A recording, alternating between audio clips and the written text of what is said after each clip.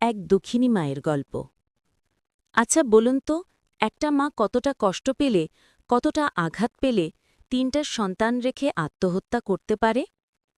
আজ আপনাদের বলবো এমন এক দুঃখিনী মায়ের গল্প। একটা হাসিখুশি পরিবার ছিল। পরিবারে ছিল বাবা মা ও তাদের ৩ সন্তান, এক ছেলে ২ মেয়ে। কোনো এক সকাল মা তার ছেলে মেয়েদের হাসিমুখে সকালের খাবার খাওয়িয়ে স্কুলে পাঠিয়ে দিল। ছেলেমেয়েরা কি জানত এটাই তার মার সাথে তাদের শেষ খাওয়া? ঘটনাটি হয়তো তারপরে শুরু হয়। মা তার কষ্ট সহ্য করতে না পেরে গলায় দড়ি দিয়ে আত্মহত্যা করল। এখন হয়তো আপনাদের ঘটনাটি শুনতে মন চাচ্ছে, কোন কষ্টের কারণে মাটি আত্মহত্যা করল? তাহলে শুনুন।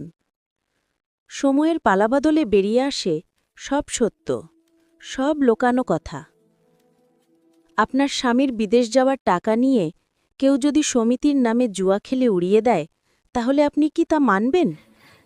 যদি সে হয় আপনার বাবা, ভাই কিংবা দেবর? আপনার স্বামীকে কুমন্ত্রণা দিয়ে কেউ যদি আপনাকে মার খাওয়ায়, আপনি কি মেনে নিতে পারবেন? একটা মা আর কত সইবে? এখন হয়তো অনেকে বুঝে গেছেন ঘটনাটি কি ঘটেছে। আর যদি না বুঝে থাকেন, তাহলে পরবর্তী পার্ট লিখে কমেন্ট